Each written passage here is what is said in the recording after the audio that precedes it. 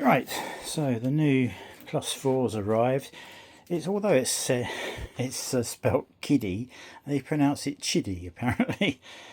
So I am going to very carefully take all the packaging off, doing a minimal amount of damage so it can be repacked if there's anything wrong. The plan is to either get it up there or swap this around, depending on the size.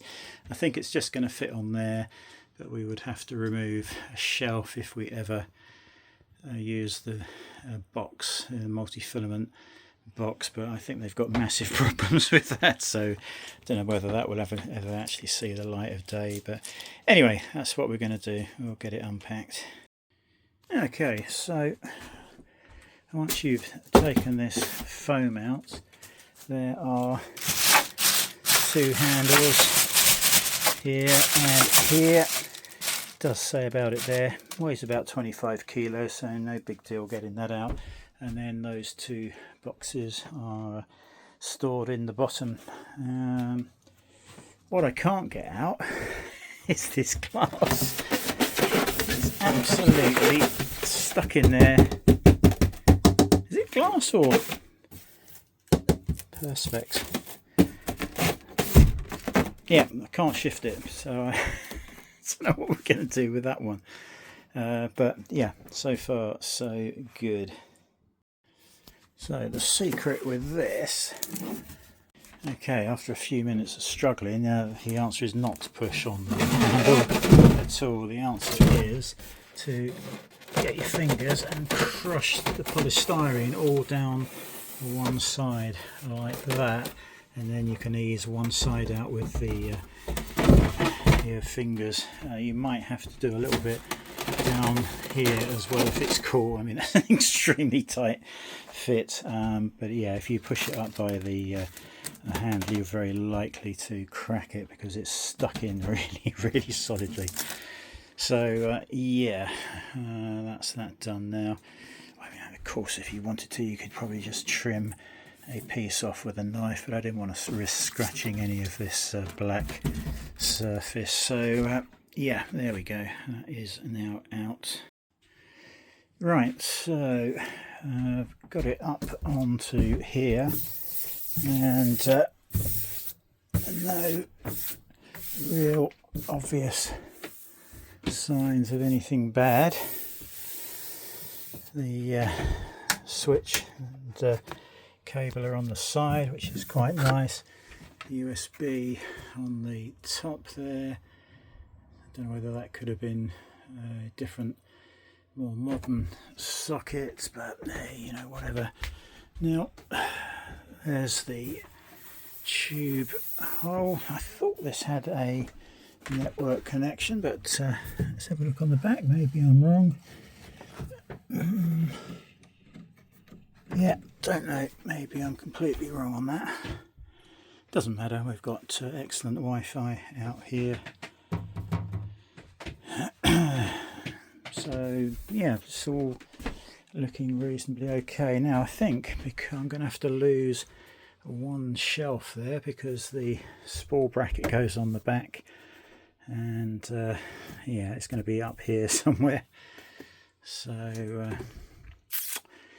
yeah, unless we come up with a more custom solution, stuff I'm going to be printing will need to be dried overnight and then fed through out of a drying box.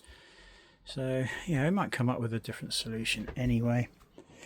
So in the boxes we get a mains cable. You've got you've got the whole spool holder. There's a bracket that screws on. These screws are already in the back of the machine. That's for the spool, and all of that again nicely packed. Now come on guys, why can't you sling a spool of a filament in there? For God's sake, it's, what was it, 600 quid, 670 on Amazon if you don't want to take the risk of ordering it direct from, I'm calling it Qidi, but it's Chidi. How much is a spool of filament for them? A couple of quid. Just put one in.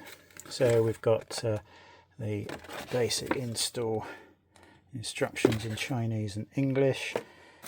We have a little scraper, we have a flat blade screwdriver, we have some glue stick, no idea who that is, Delhi. Oh well, we do have a network cable, so where the bloody hell does that plug in then? It must be round the back somewhere. Let me feel, actually sod it, let's just spin it around slightly. Let's have a look. Oh yeah, right at the bottom, just down there. So that's handy because I've got a cable won't be long enough, but I've got a netgear up there, so we can just run that into there, no issues. Screen is in there, spare fuse, tube, little 7mm spanner with some Allen keys, so all good. We have some lubricant oil, GD 900 thermal grease, not entirely sure where they want you to put thermal grease, perhaps that is for the extruder if you ever change it. When thermal conductive silicone grease is printed at temperatures above 300, the efficiency will decrease. Waffle, yeah. So, yeah, this is a spare thermal grease if you are printing consistently at higher temperatures, which is exactly what we'll be doing with this machine. Well, that's the idea anyway.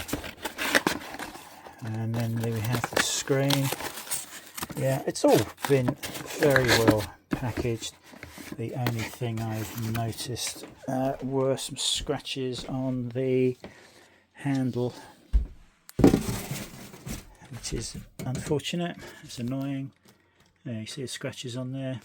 This is a alloy handle, so really no excuse for scratches being on that. It's not the end of the world, but you know, let's just pop that lid on there. There is foam all the way around there, as you can see.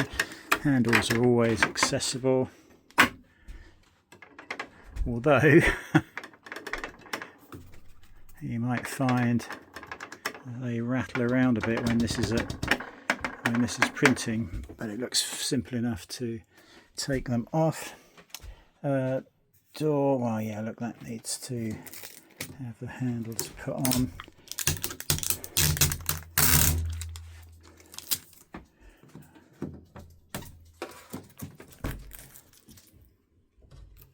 Again, is it glass? Yep, certainly is. It's quite a stiff door.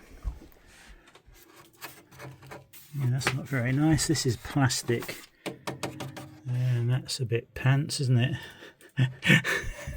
That's been damaged. Yes, madam, what can I do for you? Yes, you're a good girl. Yeah, that's not nice to see, is it? As soon as you open the door, damaged plastic.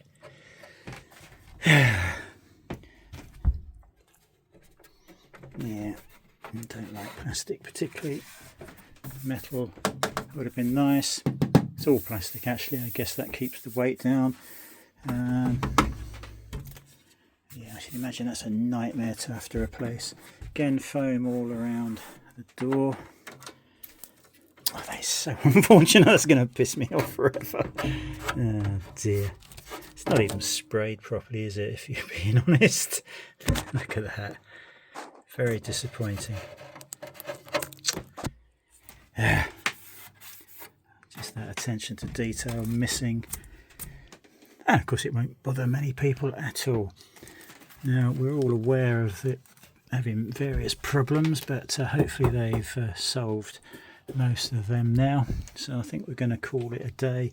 Christ, they've really gone to town spreading that grease on there. Really? It needed that much on there and just right in the centre. Same the other side. It's all covered in it, look. From about there up to here. The rods seem dry. Anyway, what I'm going to do now is wire up a power supply just for the printer.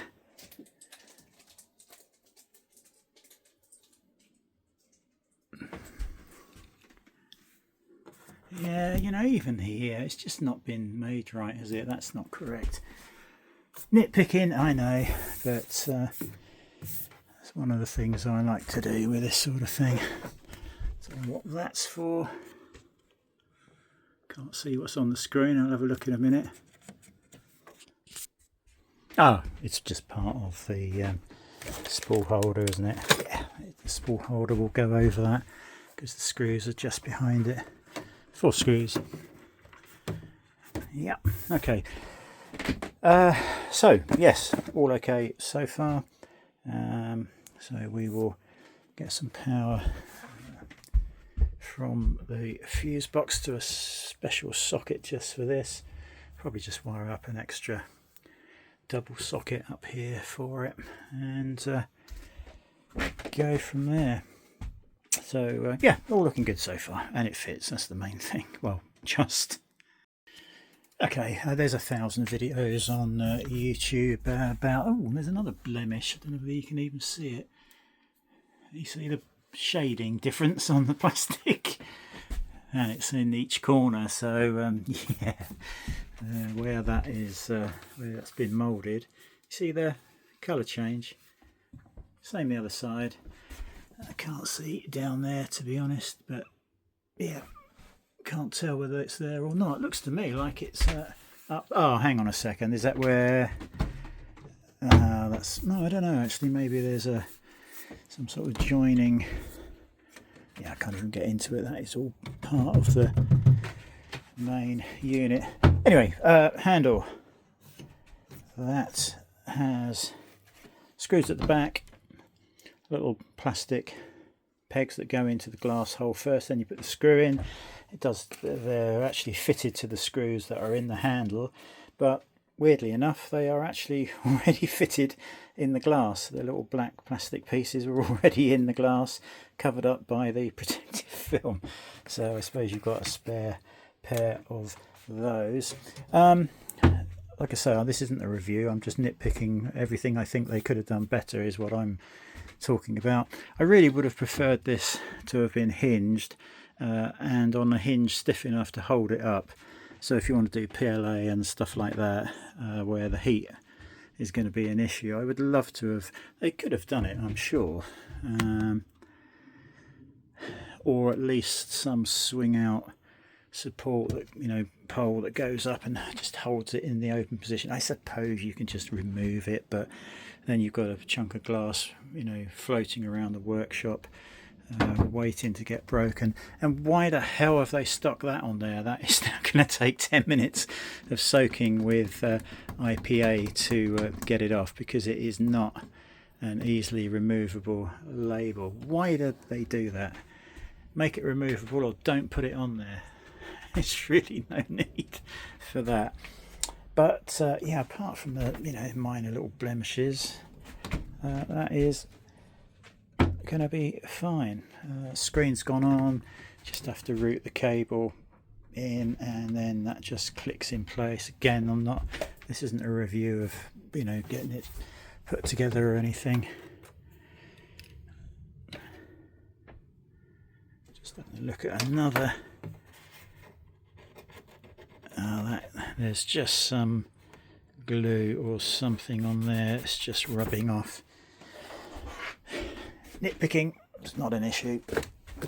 So yeah, so far so good. And it's the time now. Oh yeah, it's getting late, so I might start the wiring and do a bit more tomorrow. So I'll probably make this in a number of videos. I mean, there's very few people are going to watch this. It's really for my benefit and a couple of other regular viewers of mine, so they won't mind if it's in 2 or 3 videos. This is not a review, it's not an in-depth look, it's just my thoughts on it.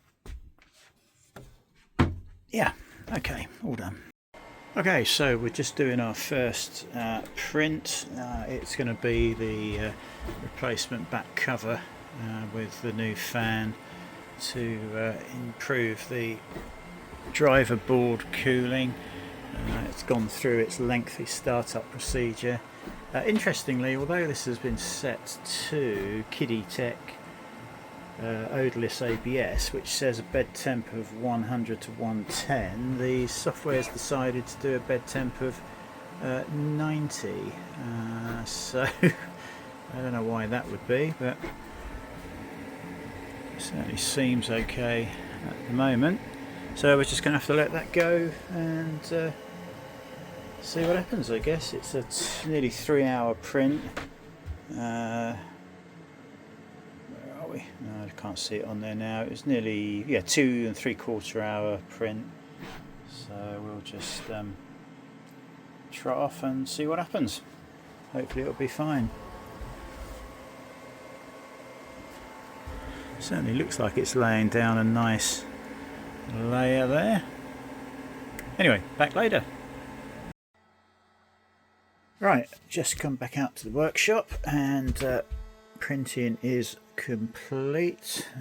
3 hours and 1 minute instead of the 2 hour 42 I think it said.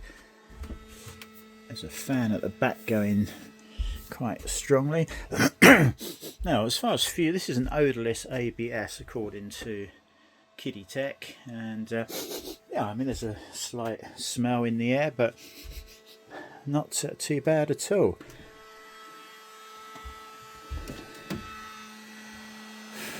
Yeah, very hot in there. Well, no signs of any warping. Wow.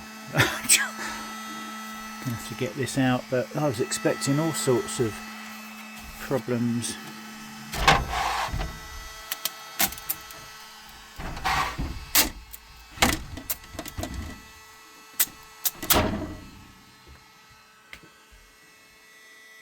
So we've got a bit of glue residue. Let's see if it's nice and flat.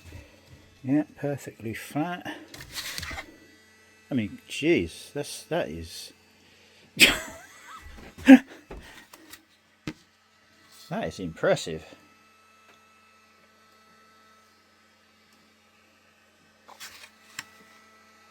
See the seam there.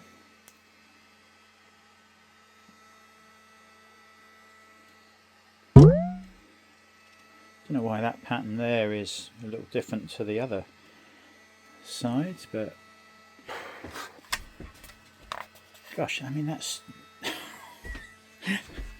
I'm struggling to see a flipping line.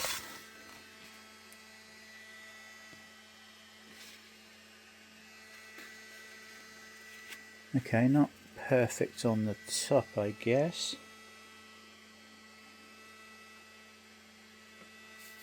Don't know why that would be.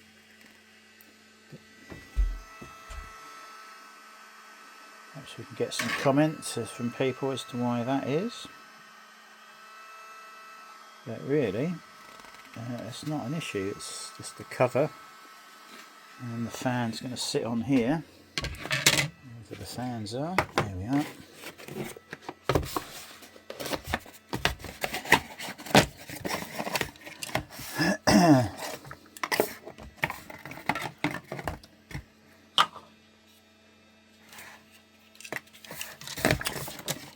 Have been joined together, so yeah, all looks good.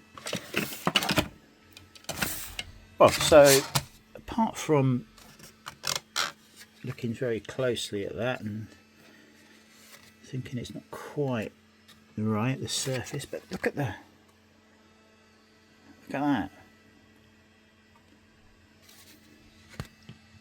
Absolutely amazing. Well, I'm delighted with that first print, so yeah, we'll catch you later.